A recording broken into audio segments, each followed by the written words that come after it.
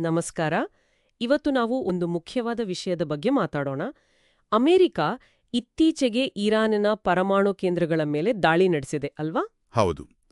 2025 June 21ರಂದು ನಡೆದ ಘಟನೆ ಇದು. ಸರಿ. ಫೋರ್ಡೋ, ನಟಾಂಜ್ ಮತ್ತೆ ಇಸ್ಫಹಾನ್ ಈ 3 ಕಡೆ ದಾಳಿಯಾಗಿದೆ ಅಂತ ವರದಿಗಳು ಹೇಳ್ತಿವೆ. ಹೌದು. ಇವು ಇರಾನಿನ ಪ್ರಮುಖ ಪರಮಾಣು ಸ್ಥಾವರಗಳು. ಅಮೆರಿಕದವರು ಹೇಳ್ತಿರೋದು ಇರಾನ್ ಅಣ್ವಸ್ತ್ರ ಮಾಡೋದನ್ನ ನಿಲ್ಲಿಸಬೇಕು ಅನ್ನೋದು ಅವರ ಉದ್ದೇಶ ಅಂತೆ. ಆಡಳಿತ ಬದಲಾವಣೆ ಗುರಿ ಅಲ್ಲ ಅಂತ ಸ್ಪಷ್ಟಪಡಿಸಿದ್ದಾರೆ. ಅಂತಾರಾಷ್ಟ್ರೀಯ ಪರಮಾಣು ಶಕ್ತಿ ಸಂಸ್ಥೆ ಅಂದ್ರೆ IAEA ಅವರೂ ಸಹ ಅಲ್ಲಿ ವಿಕಿರಣ ಸೋರಿಕೆ ಆಗಿಲ್ಲ ಅಂತ ಹೇಳಿದ್ದಾರೆ. ಅದು ಸದ್ಯಕ್ಕೆ ಸ್ವಲ್ಪ ಸಮಾಧಾನದ ವಿಷಯ. ಹೌದು. ನಮ್ಮತ್ರ ಇರೋ ಮೂಲಗಳ ಪ್ರಕಾರ ಅಂದ್ರೆ ಅಮೆರಿಕದ ಹೇಳಿಕೆಗಳು, ಕೆಲವು ಸ್ವತಂತ್ರ ವಿಶ್ಲೇಷಣೆಗಳು ಇವೆಲ್ಲವನ್ನ ಇಟ್ಕೊಂಡು ಇದರ ಪರಿಣಾಮಗಳೇನು ಅಂತ ನೋಡ್ಬೇಕಿದೆ, ಜಾಗತಿಕವಾಗಿ ಮತ್ತೆ ಮುಖ್ಯವಾಗಿ ಭಾರತದ ಮೇಲೆ. ಖಂಡಿತ. ಸರಿ, ಹಾಗಾದ್ರೆ ಇದನ್ನ ಸ್ವಲ್ಪ ವಿಡಿಸಿ ನೋಡೋಣ. ಖಂಡಿತವಾಗಿಯೂ.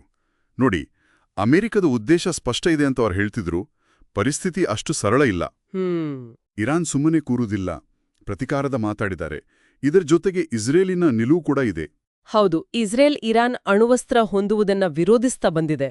ಹಾಗಾಗಿ ಇದು ಒಂಥರ 3 ಮುಖ್ಯ ಆಟಗಾರರ ನಡುವಿನ ಸಂಘರ್ಷ.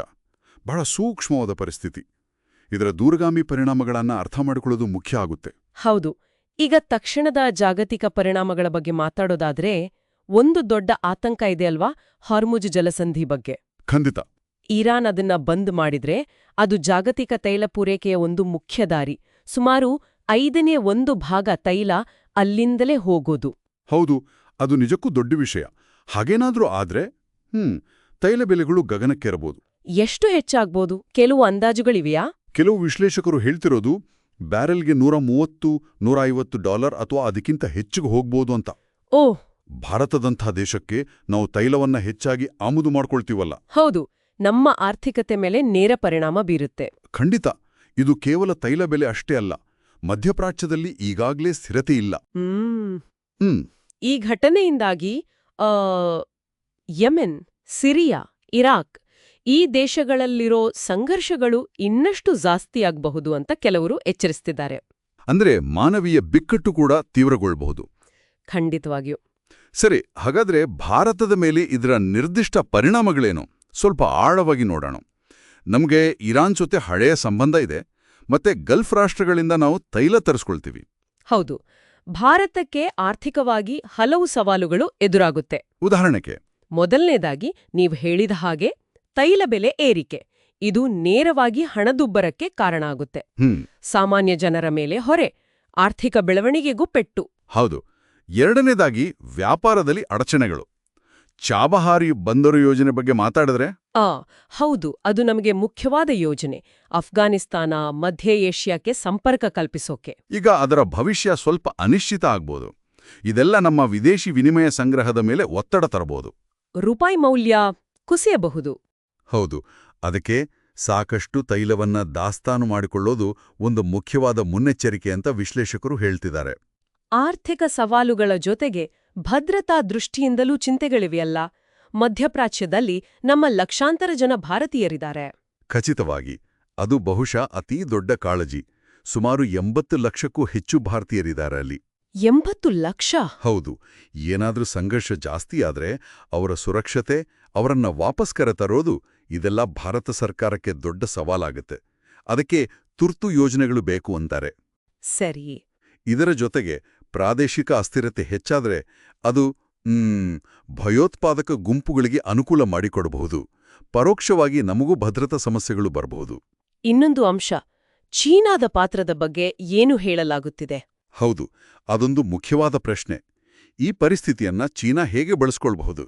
ಕೆಲವು ಮೂಲಗಳ ಪ್ರಕಾರ ಚೀನಾ ತನ್ನ ಆರ್ಥಿಕ ಶಕ್ತಿ ಬಳಸಿ ಅಲ್ಲಿ ಪ್ರಭಾವ ಹೆಚ್ಚಿಸಿಕೊಳ್ಳಕ್ಕೆ ಪ್ರಯತ್ನಿಸಬಹುದು, ಅಥವಾ ಸಂಘರ್ಷ ಕಡಿಮೆ ಮಾಡೋಕೆ ಮಧ್ಯಸ್ಥಿಕೆ ವಹಿಸಬಹುದು. ಇದು ದೀರ್ಘಾವಧಿಯಲ್ಲಿ ಭಾರತದ ಹಿತಾಸಕ್ತಿಗಳ ಮೇಲೆ ಪರಿಣಾಮ ಬೀರಬಹುದಾದ ವಿಷಯ.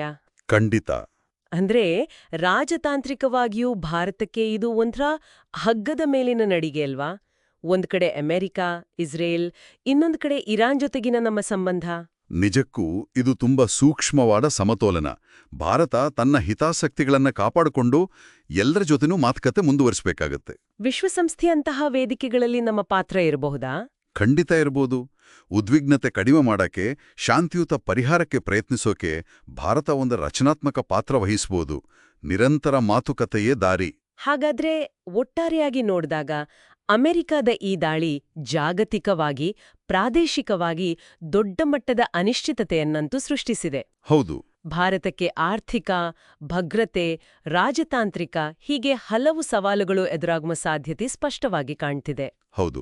ಇದು ಒಂದು ಘಟನೆ ಹೇಗೆ ಜಾಗತಿಕ ರಾಜಕೀಯ, ಆರ್ಥಿಕತೆ, ಸ್ಥಿರತೆ ಎಲ್ಲದರ ಮೇಲೂ ಪರಿಣಾಮ ಬೀರಬಲ್ಲದು ಅನ್ನೋದಕ್ಕೆ ಒಂದು ಸ್ಪಷ್ಟ ಉದಾಹರಣೆ. ಎಲ್ಲವೂ ಒಂದಕ್ಕೊಂದು ಬೆಸೆದುಕೊಂಡಿದೆ. ಕೊನೆಯಗಾಗಿ ಕೆಲವರು ಯೋಚಿಸಲಿಕ್ಕೆ ಒಂದು ಪ್ರಶ್ನೆ ಇರಬಹುದು. ನಾವು ಈಗ ತಕ್ಷಣದ ಆರ್ಥಿಕ ಭದ್ರತಾ ಪರಿಣಾಮಗಳ ಬಗ್ಗೆ ಹೆಚ್ಚು ಗಮನ ಹರಿಸಿದ್ದೇವೆ. ಸರಿ. ಆದರೆ ಈ ಘಟನೆಯಿಂದಾಗಿ ದೀರ್ಘಾವಧಿಯಲ್ಲಿ ಪ್ರಾದೇಶಿಕ ಮೈತ್ರಿಗಳಲ್ಲಿ ಅಥವಾ ಜಾಗತಿಕ ಶಕ್ತಿ ಸಮತೋಲನದಲ್ಲಿ ನಾವು ಈಗ ಚರ್ಚಿಸದ ಬಹುಶಃ ಅನಿರೀಕ್ಷಿತವಾದ ಬದಲಾವಣೆಗಳು ಏನಾದರೂ ಆಡಬಹುದಾ? ಇದರ ಬಗ್ಗೆ ಸ್ವಲ್ಪ ಯೋಚಿಸಬೇಕಾಗುತ್ತೆ.